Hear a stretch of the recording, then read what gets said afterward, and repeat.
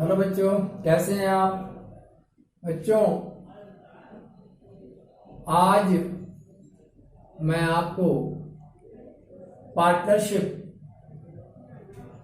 का दूसरा चैप्टर मैं आपको पढ़ाने जा रहा हूं। बहुत ध्यान से सुनिएगा बच्चों। मेरे ख्याल से अब तो क्लासेस चलने लगे हैं और अब आप क्लास में भी कर रहे हैं, और अगर आप क्लास नहीं कर रहे हैं किसी कारण से, आपके अभिभावक ने अगर आपको आदेश नहीं दिया हुआ है कि आप स्कूल जाइए, तो आप घर बैठे बैठे वीडियो का बहुत बढ़िया से अध्ययन करिए और जो प्रॉब्लम सॉल्व कराए जा रहे हैं उसको देखें, किताबों से कंसल्ट करें। मेरा उम्मीद है कि वीडियो और किताबों के सहयोग से हो सकता है कि आपके ढेरों सारे प्रॉब्लम सॉल्व हो जाएंगे। कोशिश करिए कि स्कूल आइए। स्कूल अगर नहीं आ पाते हैं कोई बात नहीं, वीडियो तो है ना, वीडियो देखिए और साथ ही साथ आप क्लास को अगर आके थोड़ा बहुत attend with the maintain of social distancing, तो आप ज्यादा से ज्यादा आप फायदा उठाएंगे। अब आइए, मैंने आपको पहला पार्टनरशिप में पहला चैप्टर इंट्रोडक्शन ऑफ नए साल कहते हैं कि इंट्रोडक्शन ऑफ पार्टनरशिप मैंने आपको पढ़ा दिया था। अब उसी का एक दूसरा चैप्टर है नए साझेदार का प्रवेश। जब एक व्यापार चलता है तो चलता रहता है, व्यापार चलने के साथ साथ व्यापार के आकार प्रकार और बहुत सारी जरूरतें बढ़ जाती हैं, जिसके लिए हमें एक नए साझेदार की आवश्यकता होती है। इस चैप्टर में हम आपको नए साझेदार के बारे में बताएंगे। आइए बच्चों, हम आपको बताते हैं कि ऐसी क्या आवश्यकता हो जाती है कि बिजनेस में एक नए साझेदार की हमें आवश्यकता पड़ती है। तो पहला नंबर पॉइंट है कि कुशल एवं योग्य नेतृत्व का अभाव होना। यदि हमारे व्यवसाय को हम एक्सपेंड करना चाहते हैं और बढ़ाना चाहते हैं, और हमें लगता है कि मेरे व्यवसाय में कोई कुशल व्यक्ति नहीं है और हम किसी कुशल व्यक्ति को एंटर कराना चाहते हैं, तो हमें उसके लिए एक नए साझेदार की आवश्यकता होगी। दूसरे पॉइंट में आइए, आप देखिए, हमें लगता है कि हमारे बिजनेस के एक्सपेंशन के लिए, एक्सपेंड बढ़ाने के लिए हमें पैसे की जरूरत है, कैपिटल की जरूरत है। जो मौजूदा जो पार्टनर है उसे वो पूरा नहीं कर पाते हैं, तो उसके लिए भी हमें एक नए साझेदार को लाना पड़ेगा जो अपने साथ पूंजी लाएगा, अपने साथ एक अच्छे व्यक्तित्व को भी लाएगा, जिससे हमारे बिजनेस को और आगे बढ़ाने के चांसेस बढ़ जाते हैं। तीसरे नंबर पे बच्चों आता है, जहां तक देखा जाता है कि किसी जोशीले आदमी को, कर्मठ आदमी जिसके काम करने के तरीके डिफरेंट है, जिसके आने से हो सकता है कि मेरा बिजनेस और बढ़ जाए, उसे भी हम ले लेंगे तो मेरा बिजनेस आगे बढ़ जाएगा। चौथे नंबर पे आता है बच्चों कि हो सकता है उसके साथ बहुत ज्यादा अनुभव हो, राष्ट्रीय व अंतर्राष्ट्रीय अनुभव हो, जिसके मिलने से मेरा व्यापार ज्यादा से ज्यादा आगे बढ़ जाए और हमारा बिजनेस बहुत ज्यादा बड़ा हो सकता है। और भी सारे कारण हैं बच्चों। देखिए, जहां तक माना जाता है कि कुछ कारण, जैसे पैसे का, मुद्रा की कमी हो जाना, कैपिटल की, उसके बाद अनुभवी आदमियों का कम होना, एक्सपीरियंस होल्डर का होना, जोशीले व्यक्ति का होना, ये सब कई ऐसे कारण हैं जो हमारे अगर बिजनेस में जुड़ जाएंगे तो हमारा व्यापार दिन दूनी चार चौगुनी बढ़ता जाएगा और प्रॉफिट का लेवल भी हमारा बढ़ता जाएगा। ठीक है। अब जब हम किसी योग, अनुभवी या कैपिटल लेके आने वाले साझेदार को जब हम अपने व्यापार में इंटर कराते हैं, तो कुछ शर्तों के साथ कराते हैं इंटर, है कि नहीं? बिना शर्त तो होगा नहीं, क्योंकि कोई भी आएगा तो अपने क्या कहते हैं कि स्वार्थ को भी तो लेके आएगा ना। क्या कोई पता ही वही दान खाते में तो कोई जुड़ने नहीं आता है, तो कोई नया पार्टनर जुड़ता है तो उसको सर्टेन प्रॉफिट भी चाहिए होता है कि नहीं? तो अब देखिए, हमने कुछ पॉइंट्स लिखे हैं जिसको मैं आगे एक्सप्लेन भी करूंगा आपके लिए। पहले मैं बोर्ड पे दिखाता हूं आपको मैंने क्या लिखा हुआ है। पहला, नया साझेदार का हिस्सा दिया हो। अगर मान लीजिए 2 साझेदार है, 4:3 के रेशियो में प्रॉफिट बांटते हैं और वो अपने साथ कुछ कैपिटल लेके आता है। एक टोटल प्रॉफिट में से अगर वो 1/3 हिस्से का डिमांड करता है, ठीक है, एक तो पहला शर्त हो गया। दूसरा है जब नया साझेदार अपना लाभ का हिस्सा पुराने साझेदारों से प्राप्त करता है या खरीदता है। जैसे मान लीजिए ए और बी दो पार्टनर हैं, उनको 2:3 के रेशियो में वो अपने में पुराने प्रॉफिट को बांटते थे। जब एक नया साझेदार आ गया तो भाई ऑब्वियसली उसे भी तो प्रॉफिट में से ही देना है। जिस रेशियो में बांटते थे उसी रेशियो में से बांटते थे। तो अब क्या करेंगे, उनके लिए भी एक नई व्यवस्था करेंगे। कुछ ऐसा हिस्सा होगा जो ए भी अपने से त्याग करेगा और बी भी त्याग करेगा, सेक्रीफाई करेगा, तभी तो उसको सी को दिया जाएगा। ये शब्द आती हैं। तीसरा होता है जब नया साझेदार अपने लाभ का हिस्सा पुराने साझेदारों से एक निश्चित भाग में प्राप्त करता है। एक निश्चित सर्टेन भाग दोनों से आता है और कहता है कि मुझे इतना ही प्रॉफिट चाहिए, इससे कम में कोई बात नहीं बनेगा। क्योंकि ऑब्वियसली हमारे बिजनेस पर व्यापार को एक्सपेंड करना है, बढ़ाना है, तो कुछ शर्तें हमें माननी पड़ती है। तो जो प्रॉफिट के लिए हिस्सा के लिए वो पेशकश करता है उसे वो आपको देना पड़ेगा, ठीक है। उसके बाद आइए चौथा है जब पुराना लाभ हानि अनुपात और नया लाभ अनुपात दिया हो। चौथे केस में आपको जब पुराना लाभ हानि खाता और नया लाभ हानि खाता दिया हो तो उसके आधार पर हम नए लाभ हानि का रेशियो निकालते हैं। उस रेशियो पे हम व्यापार का में जो प्रॉफिट होता है उसका डिस्ट्रीब्यूशन करते हैं। इतना तो समझ में आ गया। 4 केस होंगे आपके। पहला होगा नए साझेदार का हिस्सा दिया हो। दूसरा जब नया साझेदार अपना लाभ का हिस्सा पुराने साझेदारों से प्राप्त करता हो या खरीदता है, या जब नया साझेदार अपने लाभ का हिस्सा पुराने साझेदारों से एक निश्चित भाग में प्राप्त करता है। चौथा है जब पुराना लाभ हानि अनुपात है, नया लाभ अनुपात दिया हुआ हो। ये सारे शर्तें हैं जिसके आधार पर कोई भी पार्टनर, नया पार्टनर पुराने फर्म में जुड़ता है।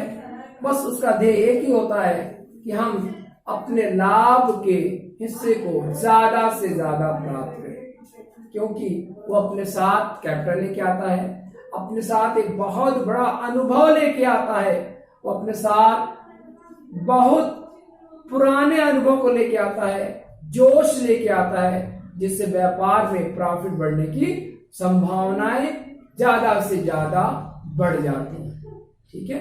नए फर्म, कोई पुराना फर्म नए फर्म को अपने अंदर लेना चाहता है। क्यों लेना चाहता है? एक्सपेंशन, व्यापार का क्षेत्र बढ़ जाना। जब क्षेत्र बढ़ जाएगा ऑटोमेटिकली प्रॉफिट बढ़ जाएगा।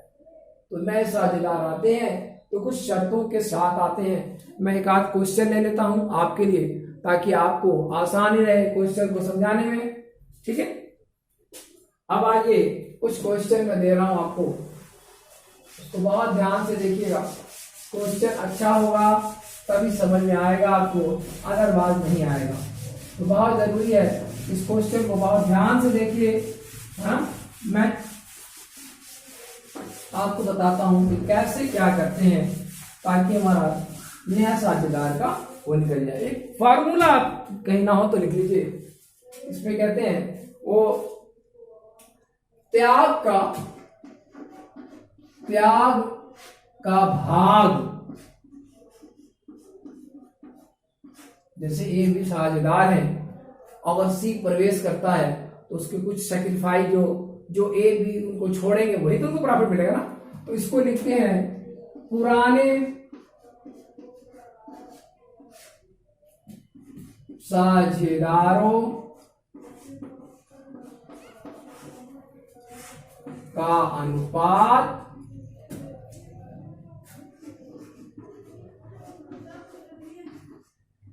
माइनस नए साझेदार का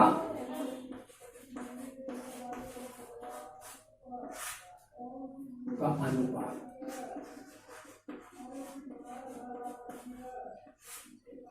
इसी के आधार पे हम जो है पार्टनर्स के जो त्याग का अनुपात है हम निकालते हैं।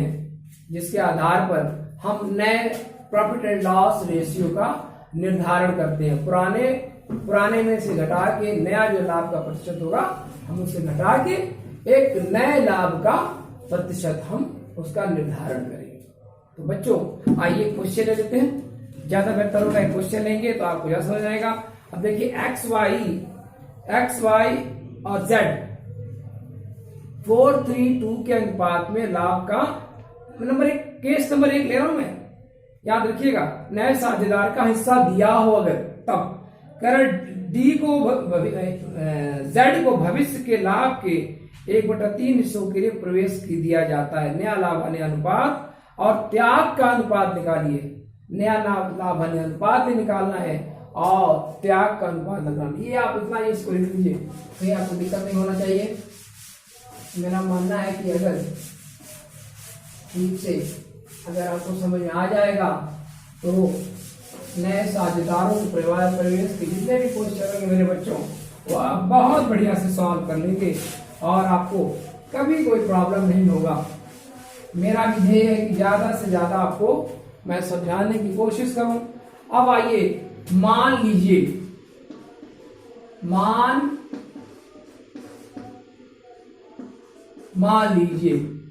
लाभ का भाग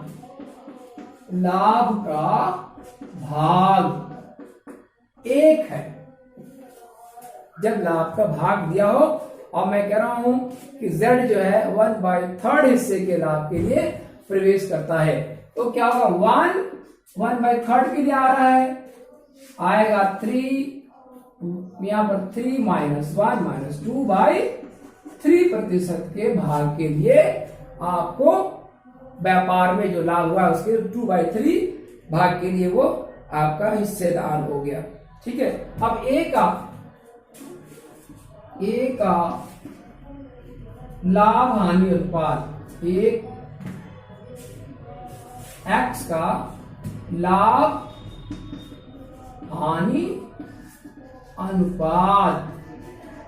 अब क्या होगा, एक्स का देखिए क्या है 4/9। मैंने कहा था ना एक्स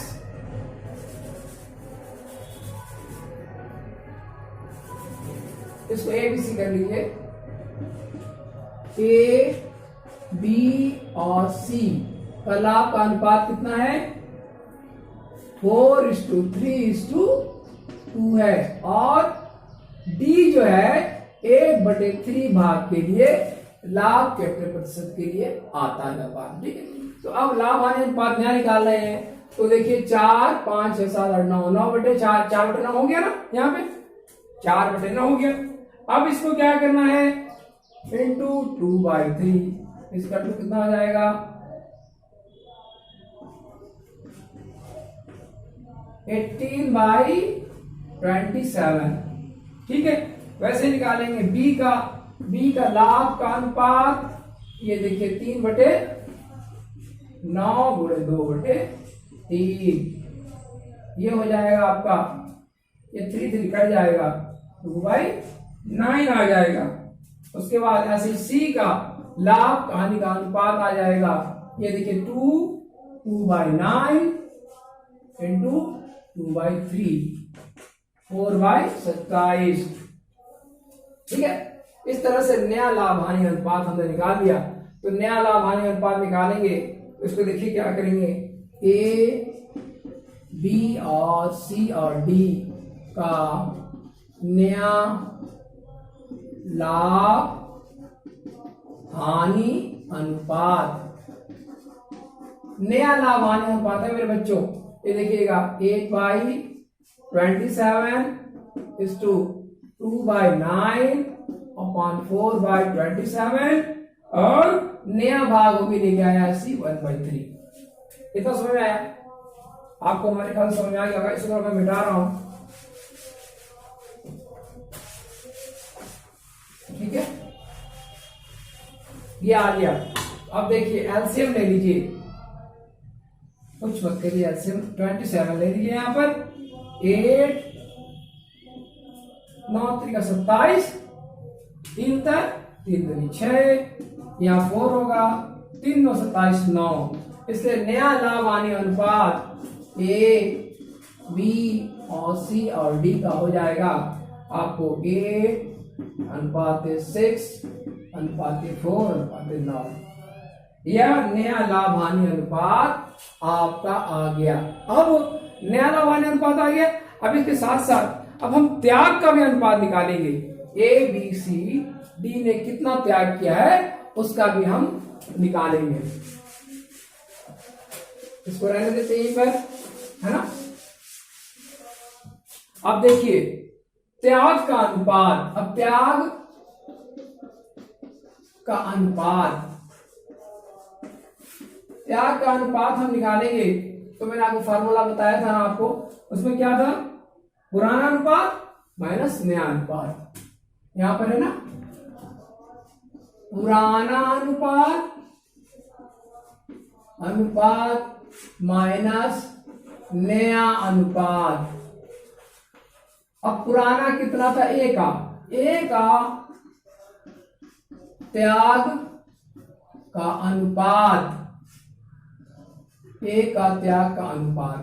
अब देखिए क्या है, पुराना अनुपात है, पुराना ये है 4/9 माइनस नया क्या बनाया था, नया हमने बनाया था आपको कहा गया नया, देखिए नया हमने यहां लिखा, मैं लिख देता हूं। नया अनुपात है आपको 8 है, 6 है और 4 है और 9 है, नया अनुपात ये दिया। ठीक है, अब नया अनुपात क्या आएगा, 8/27। ठीक है, 8/27 हो जाएगा। अब इसको जब माइनस करेंगे आप तो देखिए 27 यहां पर हो जाएगा, 9 3 4 12 और 8, ये आपका हो जाएगा 4/27। ये आपका त्याग का अनुपात ए का हो गया। बी का त्याग का अनुपात हम निकालेंगे। तो पहले नया अनुपात निकालेंगे। नया कितना है, पुराना कितना है, 3/9 माइनस 6/27। यहां देखिए, यहां निकालिए 27, 3 का 9 माइनस 6, इसका आ जाएगा 3/27। अब सी का त्याग का अनुपात, ठीक है बच्चों। अब सी का जब निकालेंगे तो पुराना अनुपात कितना है, 2/9 माइनस नया है 4/27।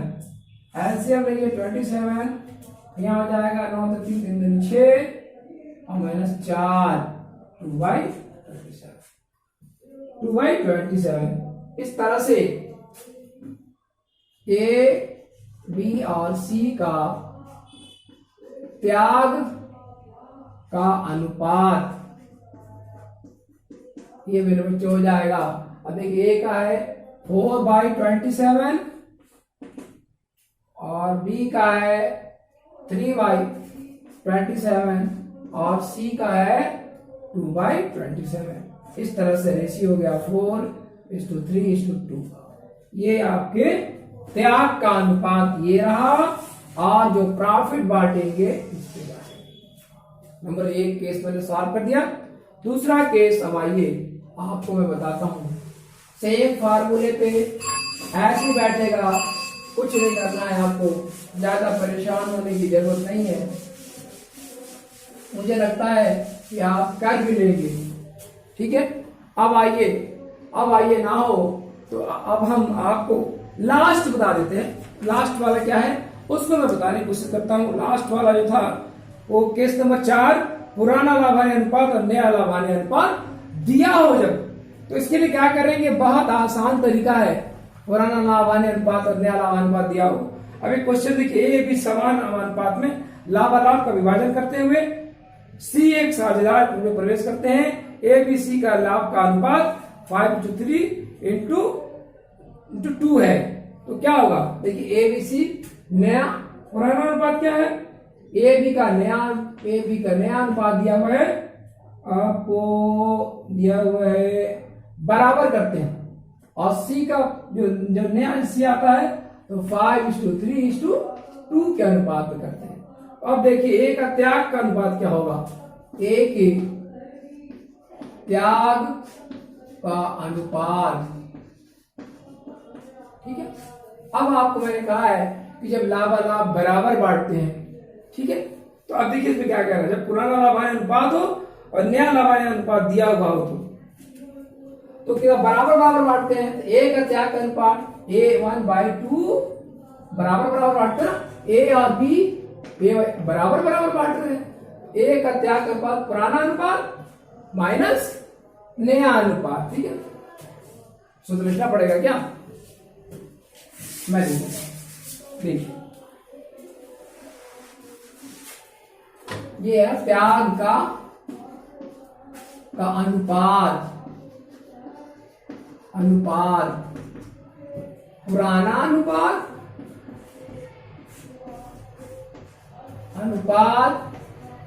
माइनस नया अनुपात,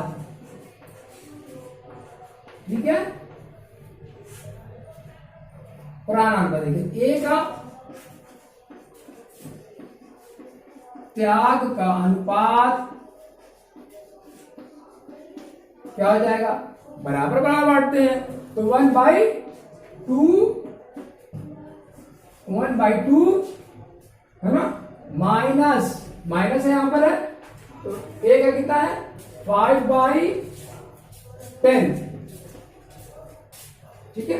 एलसीएम निकालिए, एलसीएम निकालेंगे यहां पर तो 10 हो जाएगा, 5 - 5 यानी कि 0/10 यानी कि 0, कोई त्याग नहीं कर रहा ये, ठीक है।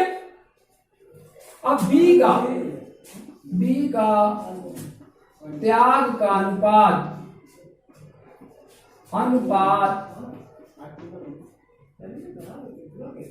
बी के त्याग का अनुपात देखिए क्या है, 1/2 माइनस 3/10, नहीं है ना। अब इसको निकालिए तो यहां 10 हो जाएगा बच्चों, 2 × 5 = 5 - 3 2/3 ये होगा, यहाँ 10 10 10 10 10 10 1 1 1 1/5। इस तरह से इसमें देखिए ए के द्वारा कुछ भी त्याग नहीं किया गया है, जबकि बी के द्वारा 1/5 भाग का त्याग किया गया है। बच्चों मैंने आज आपको साझेदारी में मैंने आपको नए पार्टनर का प्रवेश, नए पार्टनर के प्रवेश के समय क्या क्या रूल्स होते हैं उसको मैंने आपको बताया, बहुत कोशिश करा है। 2 पॉइंट को डील किया है, 2 पॉइंट आप खुद डील करिएगा, कुछ छोड़ना चाहिए आपके लिए, ठीक है। अब नेक्स्ट चैप्टर में मैं ख्याति के बारे में पढ़ाऊंगा। ख्याति मीन्स गुडविल, एक व्यापारी का गुडविल भी होता है, किसी फर्म का गुडविल होता है, उस गुडविल के बारे में बताएंगे। गुडविल का कैलकुलेशन कैसे किया जाता है वो मैं आपको बता पाऊंगा। बट आप इसको बहुत ध्यान से पढ़िएगा और क्वेश्चंस को लगाने की कोशिश करिएगा। मेरा विश्वास है कि अगर आपने ठीक से वीडियो देखा होगा तो सारे क्वेश्चन आ जाएंगे। बाय बच्चों।